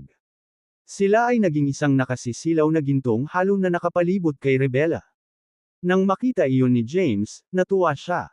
Itinaas niya ang kanyang kamay, binawi niya ang Years 1 Genesis Bell at itim na kamao na pumipigil kay Yang Governor. Biglang tumayo siyang governor na hindi na napigilan. Gusto niyang atakihin muli si James, ngunit nilamon siya ng itim at puting ilaw ng Tai Chi. Malaking pagkakamali ang nagawa mo. Hindi ka mapapatawad. How dare you act as you want? Pagkatapos, siyang governor ay nakulong sa itim at puting mga ilaw. Pinasok niya ang black and white gas ng Tai Chi. Gayunpaman, hindi nawala ang black and white gas ng Tai Chi. Nilamon pa rin nito ang kalangitan ng Forlet Land. Maliwanag, naghihintay si Tai Chi na ilabas ang heavenly tribulation para kay Rebella. Nag-flash ang katawan ni James. Hawak ang Forlet Tower, huminto siya sa itaas ni Rebella sa kalangitan at umupo sa isang lotus na posisyon. Sa sandaling iyon, isang maliwanag na halo ang lumitaw sa paligid ni Rebella at nilamon siya. The United Halo. Nagulat si Tai Chi. Ito ay bihirang tanawin. Ang grupong ito ng mga buhay na nilalang ay medyo kawili-wili. Pagkatapos, kasunod ng mabagal na paggalaw ng black and white gas, 70 sa 81 layer ng kulay abong tribulation cloud sa itaas ni Rebella ay inalis. Sa susunod na segundo, sa natitirang 11 layer ng kulay abong ulap, tumama ang kidlat. Hindi mabilang na malakas na kidlat ang dumaong. Nang tumama ang madilim na kidlat sa United Halo, nagresulta lamang ito sa isang nakasisilaw na liwanag. Hindi ito makalusot sa halo. Sinabi ni Tai Chi, magagawa mo ang anumang bagay kung magtutulungan ka. Bakit hindi rin kayo dumaan sa kapigatian? Pagkatapos, tumama ang isa pang madilim na kidlat. Ang densidad nito ay nakakatakot. Ang lakas at bilis nito ay tumaas din. Sa isang malakas na dagandong, nabasag ang United Halo na nabuo ng lahat. Gayunpaman, ibinalik ito ni James gamit ang isang kaway ng kanyang kamay. Sa sandaling ito, ang mga buhay na nilalang sa paligid ni Rebella ay pumasok sa isang estadong nagkakaisa. Tila iisa ang kapalaran ng lahat. Sabay silang umabant at umatras. Ang kapangyarihang ipinakita nila sa pamamagitan ng pagtutulungan ay maaaring labanan ang nakakatakot na Haloed Heavenly Tribulation. Sa paulit-ulit na paghampas ng Haloed Heavenly Tribulation, ang kanilang United Halo ay patuloy na nabasag at naibalik. Ito ay naging mas ligtas sa bawat pagpapanumbalik. Si Rebella na napapaligiran ng lahat ay dahan-daang nagmulat ng mga mata. Sa pagtingin sa kalmadong ekspresyon ng mga buhay na nilalang, ang kanyang puso ay nakaramdam ng init. Hindi pa niya naranasan ang ganoong bagay nang dumaan sa isang kapigatian. Nakarating siya sa kinaroroonan niya sa pamamagitan ng paggawa ng lahat sa kanyang sarili. Noong una, naisip niya na ang paglilinang ay magiging malungkot at walang awa. Ang mga miyembro ng parehong sekta ay maglalaban hanggang kamatayan para sa isang kayamanan o elixir. Kaya, bakit ang mga buhay na nilalang na ito ngayon ay sumusulong at umaatres kasama niya? Napakaraming buhay na nilalang mula sa iba't ibang sekta ang nagtipon upang tulungan siya sa pagdaan sa kapigatian. Nilabanan nila ang Heavenly Tribulation kasama niya. Mabubuhay at mamamatay din sila kasama niya. Hindi rin nila naiwasan ang mga panganib. Natulala ito sa kanya. Naramdaman niya ang kapangyarihan ng pagkakaibigan kahit na ang kanyang puso ay matagalyo sa sandaling ito sa langit. Si James, na may bentahe pa rin sa Zyklon rank, ay lumaban sa higit sa kalahati ng mga pag-atake ng Haloed Heavenly Tribulation para kay Rebella. Nang makitang may isang kulay abong tribulation cloud na lang ang natitira sa kawalan, sinabi niya, tayo na. Hayaang maranasan niya mismo ang huling kapigatian. Kailangan niyang maunawaan ang buhay at kamatayan. Kasunod ng boses ni James, naghiwa-hiwalay ang mga buhay na nilalang sa paligid ni Rebella. Sa susunod na segundo, ang huling kulay abong tribulation cloud ay tumama ng malakas na boom. Isang malakas na kidlat ang bumalot kay Rebella. Sa sandaling iyon, ang kahanga-hangang epekto at ang matinding sakit ay nagpakuyom ng kamao ni Rebella. Gayunpaman, nagngangalit siya ng kanyang mga ngipin at pinagtiyagaan ito. Ang Genesis power sa kanyang katawan ay kumalat sa kanyang buong katawan, lumalaban sa epekto. Sa kabila nito, naramdaman niya ang kaagnasan ng kanyang pisikal na katawan. Hindi mabilang na mga sugat ang lumitaw sa kanyang katawan. Mukhang ang pisikal na katawan na ito ay hindi makakaligtas sa kapigatian. Gayunpaman, salamat sa tulong ng lahat, magiging buo pa rin ang buhay ko. Hindi ko sila bigin. Dapat kong matupad ang mga inaasahan ni Master. Sa pag-iisip na iyon, naging mas kumpiyansa siya. Hindi na niya sinubukang protektahan ang kanyang pisikal na katawan. Sa halip, tinawag niya ang Genesis power upang protektahan ang kanyang mga buto at kaluluwa. Pagkatapos, tumayo siya at inactivate ang Second Marcy Ice Combat Form. Sa sandaling iyon, isa pang dagandong ang tumunog. Isang malakas na kidlat ang tumama, na sinira ang pisikal na katawan ni Rebella. Biglang nawala ang kulay abong tribulation cloud sa kalangitan. Tai Chi lang ang naiwan. Ito ay nasa kalagitnaan pa rin ng hangin, na sumasakop sa buong kalangitan ng Forlet Land. Sa sandaling ito, bukod sa magandang mukha ni Rebella, naging buto na ang kanyang katawan. Hindi siya mukhang nakakatakot. Sa halip, mukha siyang nakakatawa. Nang makita iyon, ang mga buhay na nilalang na nasa unang layer ng Forlet Land ay nakahinga ng maluwag. Samantala, unti-unting umakyat si Rebella habang naka-lotus position. Isang purong gininto ang Genesis Divine Light ang lumitaw. Kasabay nito, ang hindi mabilang na mga universo sa paligid niya ay umiikot at pumasok sa kanyang katawan bago nawala. Nagtagumpay siya. Tuwang-tuwang sumigaw si Adair, naabot na niya ang rurok ng Years 1 Dale Ranks 9th Tribulation. Nagtagumpay siya. Mabilis na tumango si Seisha. Ligtas siyang dumaan sa kapigatian. Bagamat nawala ang kanyang pisikal na katawan, maaari niya itong i-cast muli anumang oras. Sa kabilang banda, ngumiti si Truett. Mukhang pareho tayo ng iniisip. Huwag kang mahiya. Let's gather for a hug. Sino ang gusto mong yakapin? Evely, Zitlali stared at Truett. Gusto mo bang yakapin si Rebella? Nang marinig iyon, natarante si Truett. Hindi iyon ang ibig kong sabihin. Bago niya matapos ang kanyang mga salita, kinurot ni Zitlali ang kanyang tenga. I think you deserve a beating. Pagkatapos, binugbog siya nito at pinaalis. Nang makita iyon ni Seisha at Adair ay humagalpak sila ng tawa habang tinatakpan ang kanilang mga bibig. Noon, ligtas nang nakalapag si James sa lupa. Ang kanyang ultimate golden body ay natatakpan ng isang ordinaryong pisikal na katawan. Pagtingin kay Rebella na nagpapagaling pa, napabuntong hininga siya at sinabing, nagtagumpay siya sa wakas. Siya ay dumaan sa kapigatian.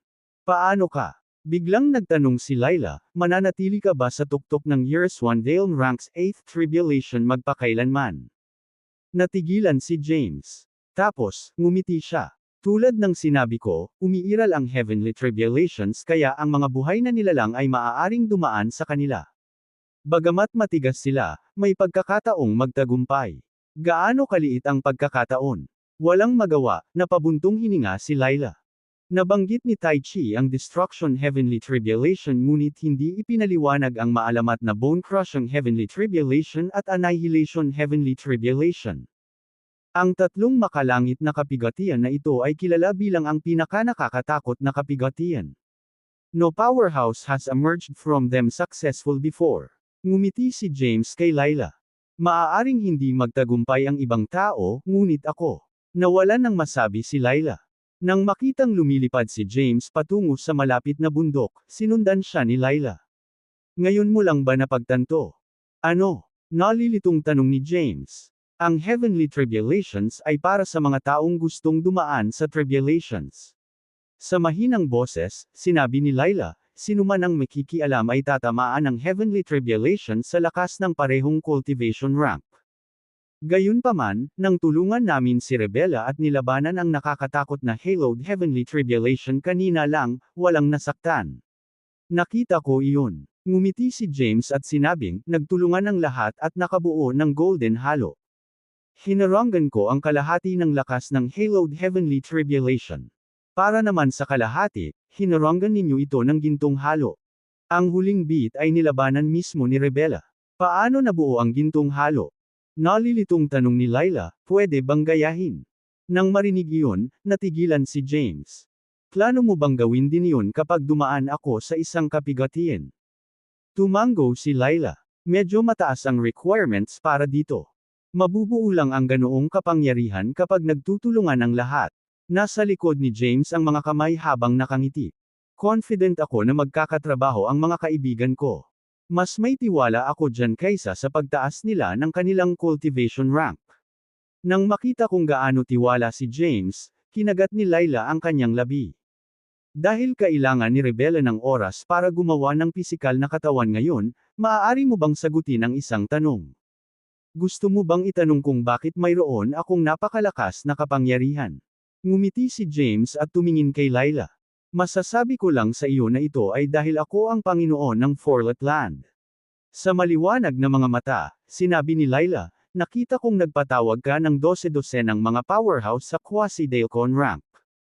Ang lahat ng kanilang kapangyarihan ay nasa iyong pagtatapon. Saan sila nanggaling? Tumaas ang kilay ni James bago itinuro ang kawalan. Taga Forlet Land ba sila? Tinitigan ni Layla si James. Galing ba sila sa 4th layer? Can you bring me there? Hinawakan ni James ang braso ni Layla at nawala. Sa isang iglap, lumitaw sila sa ika-4 na layer ng Forlet Land. Ang ika-4 na layer ay nasa mas mataas na antas kaysa sa larangan ng digmaan kung saan naabot ni James ang 9th tribulation ng Years 1 Dale rank noong nakaraang pagkakataon. Sa layer na iyon ay may 89 na buhay na nilalang ang pangunahing sarili sa itaas ng tuktok ng Years 1 Dale rank's 9th tribulation. Laking gulat ni Layla nang makita niya ang mga parang buhay na estatwa. Nang lumakad siya patungo sa isang pulang buhok, nasa katanghaliang gulang na powerhouse, napabulalas siya, Sir Zayden. Sino siya? Nalilitong tanong ni James. Si Zayden Cadell ay isa sa 2 dakilang patriarch ng Timaeus sect. Sa pagmamadali, sinabi ni Layla, hindi ko inaasahan na nandito ang pangunahing pagkatao niya. Nang marinig iyon, napakunot ang noo ni James. Ibig sabihin ba nito ay may 2 Declan rank powerhouses ang Timaeus sect na mas malakas kaysa kina Zacherry at Gladwon? Hindi ko alam kung nasa Declan rank sila. Umiling si Layla. Ngunit, batay sa kapangyarihang nagmumula sa kanilang pangunahing mga sarili, sila ay dapat na mas mataas sa quasi-Declan rank. Walang ganoong bagay bilang quasi-Declan rank. Napabuntong hininga si James at tinama siya. Naroon lamang ang tuktok ng 9th tribulation ng Consummation Years 1 Dale rank. Nang marinig iyon, nagulat si Layla. Ano ang ibig sabihin nito? Nagmumula ito sa paglinang ng pinakadalisay na anyo ng Genesis power at pagkuha ng ilang historical power. Ngumiti si James at nagpaliwanag, the quasi-Declan rank is a ridiculous rank. Ang isang tunay na powerhouse sa Declan rank ay hindi gumagamit ng Genesis power. Sa halip, ginagamit nila ang historical power, na mas malakas kaysa Genesis power. Nang marinig iyon ni Layla ay huminga siya ng malalim. Ibig bang sabihin, ginamit mo ang historical power noong lumaban ka kay Young Governor? Hindi. Ngumiti si James at sinabing, hindi lang ginamit ko ang historical power, ngunit ginamit ko rin ang Marcy Ice combat form power. Nahirapang paniwalaan si Layla. Ganito lang, natalo mo si Young Governor. Maswerte ako, sabi ni James. Natalo ko si Young Governor dahil siya ay naging Tai Chi Tribulation Envoy at mayroon lamang 10% ng kanyang kapangyarihan. If he was at his peak, he would take my life easily. Nang marinig iyon, nagulat si Layla. I see. With only 10% of his power, powerhouse na siya sa Declan rank. Gaano siya kakilakilabot kung mayroon siyang buong kapangyarihan? Walang katapusan ang paglilinang. Bumantong hininga si James at sinabing, dahan-dahan lang. Hindi minamadali ang paglilinang. Tumingin si James kay Layla. Naabot mo na ang hangganan ng tuktok ng Years 1 Dale rank's 9th tribulation.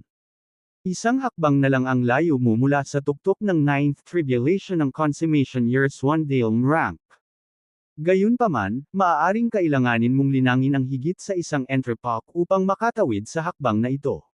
Hindi ako nagmamadali. Umiling si Layla. Sa aking kasalukuyang cultivation rank, makakaligtas pa rin ako sa 3,000 Great Genesis Worlds at hindi mabilang na Micro Genesis Worlds sa ngayon. Mas importante ang cultivation mo. Hindi rin naman ako nagmamadali. Ngumiti si James at umiling. Ayokong gamitin ang Genesis power para mapataas muli ang cultivation rank ko. Ano naman ang gagamitin mo? Nalilitong tanong ni Layla. Makasaysayang kapangyarihan at ang Marcy Ice combat form power. Nakangiting sinabi ni James, I have the golden bones. Maaari kong gawing 2 kapangyarihang ito ang lahat ng Genesis powers. Ang aking cultivation rank ay maaaring hindi tumaas ng kasing bilis ng iba, ngunit hindi ako mas mahina kaysa sa kanila. At saka, gusto ko pang hanapin ang 4th Marcy Ice combat form. Kung hindi, mahihirapan talaga akong makapasok sa Years 1 Dale rank's 9th tribulation. Nadagdagan ka ng sobra sa eternal calamity. Nang hihinayang tumingin si Layla kay James. Ang mga tao ay makasarili, kaya bakit ikaw? Selfish ba kayo? Ngumiti si James at sinabing, kung kayo nga, hindi lalabas ang gintong halo para protektahan si Rebella. Natigilan si Layla. Magsasalita pa sana siya, narinig niya ang boses ni Tai Chi na nagmumula sa kawalan.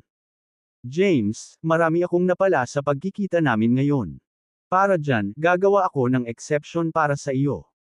Kung luluhod ka at yuyuko sa akin ng 3 beses, ididismiss ko ang eternal calamity na kailangan mong pagdaanan para makapasok sa ika-9 na kapigatian mula sa ika-8 kapigatian. What do you think?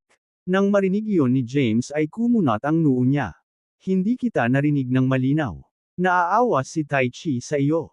Excited na hinayla ni Laila si James. Isang boses ang umalangaw-ngaw mula sa kawalan. Kung tanggapin mo ito bilang isang pagbabanta o payo ay depende sa iyong saloobin. Pagluhod at pagyuko sa iyo.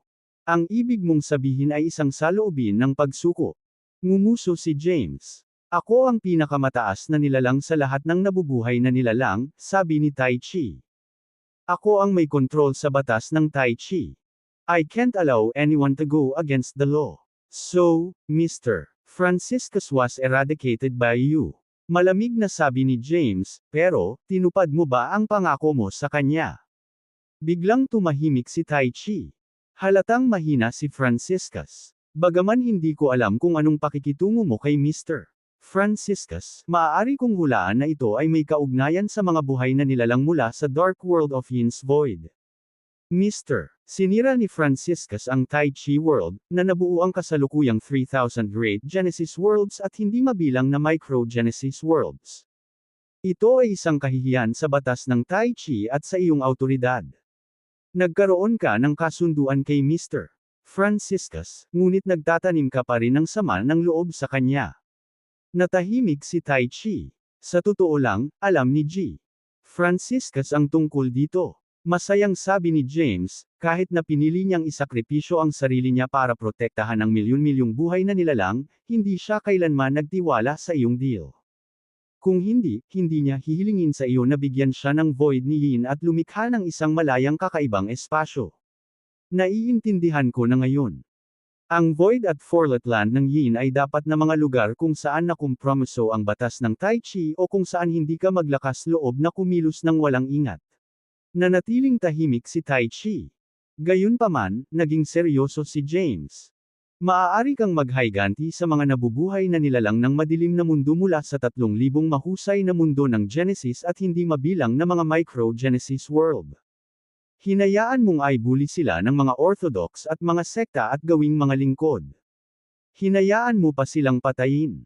Lahat ng ito ay ginawa dahil sa galit mo kay Mr. Franciscus. So, nagrereklamo ka ba sa ngalan niya? Biglang naging malamig ang boses ni Tai Chi. Gusto mo bang maging pangalawang Franciscus? Hayaan mong sabihin ko sa iyo ito. Ang kanyang paglilinang, kakayahan, lakas ng loob, at katalinuhan ay higit sa iyo, ngunit hindi siya kasing yabang mo. Kaya nga hindi ako si G. Franciscus. Ayoko rin maging katulad niya, pagpapatuloy ni James. Mula nang simulan ko ang aking paglilinang, hindi ko kailanman naisip na maging nasa tuktok at kontrolin ang batas ng mga landas. Ang layunin ko ay mahanap ang aking asawa. Dahil sa ibang puwersa, wala akong choice kundi maabot ang kinalalagyan ko ngayon. Alam kong mahihirapan akong umaban pagkatapos kong umalis sa Fourlet Land dahil sa aming paghaharap, ngunit hindi ako aamin ng pagkatalo. Hindi ko ibababa ang ulo ko. Sa alinmang mundo, gaano man ang aking paglilinang, maliban sa aking asawa, walang puwersa o buhay na nilalang ang makakakontrol sa akin. Hindi ako luluhod sa anumang puwersa o buhay na nilalang, kahit na sa mga Diyos. Pumasok ako sa Timesek para hanapin ang aking asawa.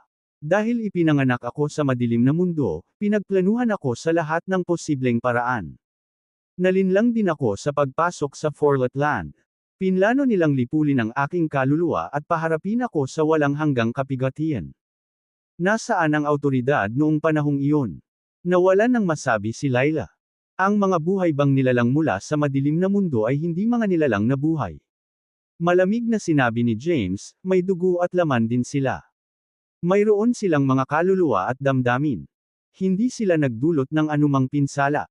Kaya, bakit sila tinatrato sa ganoong paraan? Kilala sila bilang Dark Demons. Kasalanan ba na mabuhay sila sa mundong ito?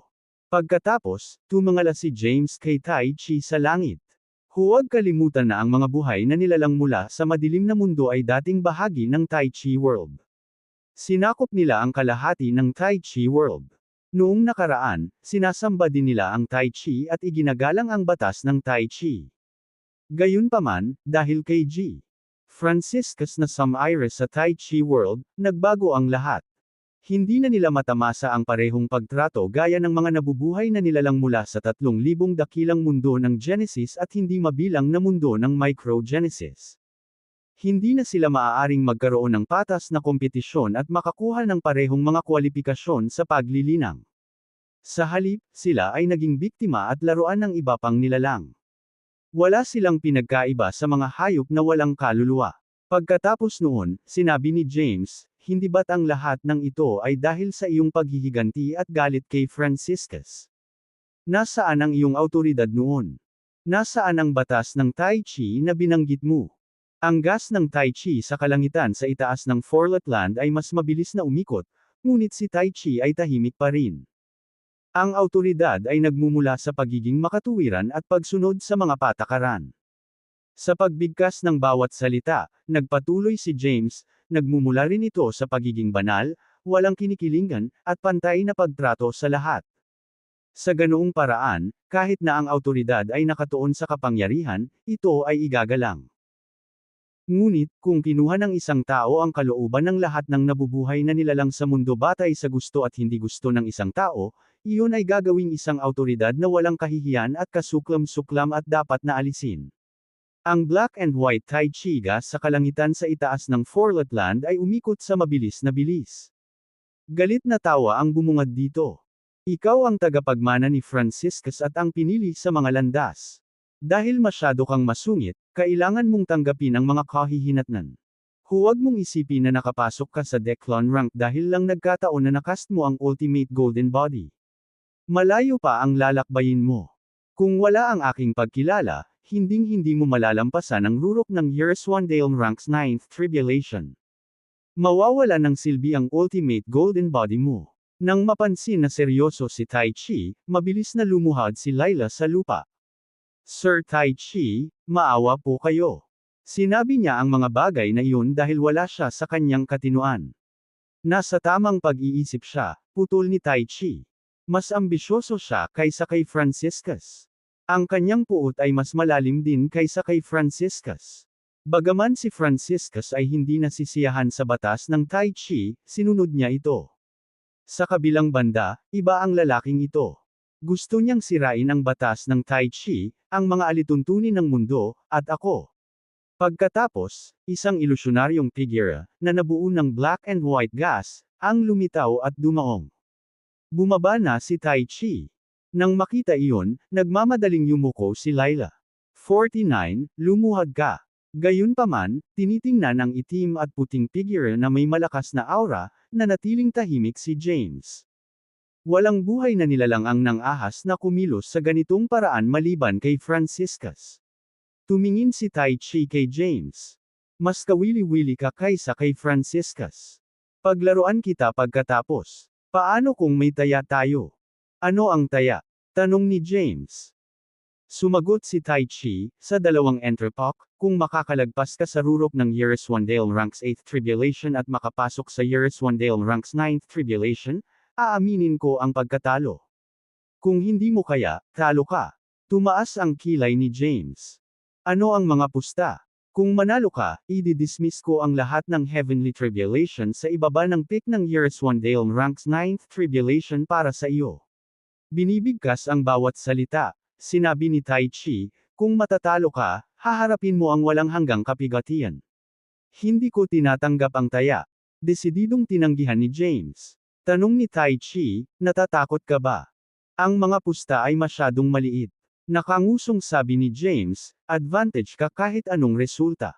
Coldly, Tai Chi questioned, ano ang gusto mong taya kung gayon? Kung matatalo ako, haharapin ko ang walang hanggang kapigatian, tugon ni James. Kung manalo ako, baliwalain ang Heavenly Tribulations para sa lahat ng nabubuhay na nilalang mula sa Dark World. Hindi ka maaaring makagambala sa Forlet Land. Sa hinaharap, magkahiwalay tayo ng landas at hinding-hindi makikialam sa isa't isa.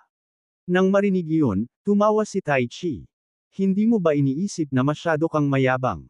Hindi ko pa na-activate ang combat mode. Sinabi ni James, ito ang aking pinaka-banayad na estado. Sige. Biglang nagtaas ng boses si Tai Chi. Dalawa lang ang entry pack mo. Kapag natapos na ang oras, kailangan mong aminin ang pagkatalo. By then, kukunin ko na ang buhay mo. Magiging patas ito. Pagkatapos, isang itim at puting liwanag ang bumungad sa kanyang katawan. Bumuo ito ng gininto ang kontrata sa pagtaya sa walang bisa. Ginamit ni James ang kanyang Zen para i-scan ito. Pagkatapos nito, sinabi niya, sa kontrata, dapat na nakalagay na hindi mo ako maaaring saktan at ang aking mga kaibigan sa dalawang entry pack. Kasama rito ang lahat ng nabubuhay na nilalang mula sa madilim na mundo. Kung hindi, magdurusa ka sa pagkaagnas ng mga demonyo. Ano ang kinukuha mo sa akin? Galit na galit si Tai Chi. Ako ang pinakamataas na nilalang sa lahat ng nabubuhay na nilalang. Paano ko magagawa ang gayong kasuklam-suklam na bagay? Mas mabuti na isulat mo ito. Patuloy na sinabi ni James, kung sakaling manday ka sa hinaharap. Ikaw, nagalit si Tai Chi, ngunit kalmado pa rin si James. Kaya, ang Tai Chi ay bumaril ng dalawang sinag ng liwanag, isa sa itim at isa sa puti. Gumawa siya ng isa pang kontrata sa pagtaya. Ang kontrata sa pagtaya sa kawalan ay naging isang sinag ng puting liwanag at lumipad hanggang sa kalangitan. Ang kontrata ay wasto na ngayon. Nang makita iyon, nawalan ng pag-asa si Layla. Sa kanyang opinyon, imposibleng manalo si James dahil ang kanyang kalaban ay Tai Chi. Kinokontrol ng Tai Chi ang batas ng Tai Chi. Madali para sa kanya na patayin si James. Nakatitig kay James, sinabi ni Tai Chi, maaari kang maglakad palabas ng Forlet Land nang walang pag-aalala. Pumunta at tuparin ang iyong mga nais. Huwag mag-iwan ng anumang pagsisisi. Ngunit, kung gusto mo pa ring lutasin ang iyong mga naunang sama ng loob laban sa gobernador ng Yin, maaari kang managinip. Pagkatapos sabihin iyon, naging dalawang bola ng gas siya, isa sa itim at isa sa puti bago tumungo sa malaking Tai Chi sa langit. Pagkatapos, ang itim at puting Tai Chi gas sa kalangitan ay gumulong ng dahan-dahan at nawala. Nakahinga ng maluwag si James. Hindi ko alam kung biyenan kita o biyenan. Kahit alin ka, dapat may showdown tayo. Sapat na sa akin ang pagiging masunerang manugang. I won't allow you to bully me. Tapos tumalikod siya at tumingin kay Layla na nag-aalala. Napabuntong hininga siya. Wala ka bang tiwala sa akin? Wala kang pagkakataong manalo. Nagtaas ng ulo si Layla. Siya si Tai Chi.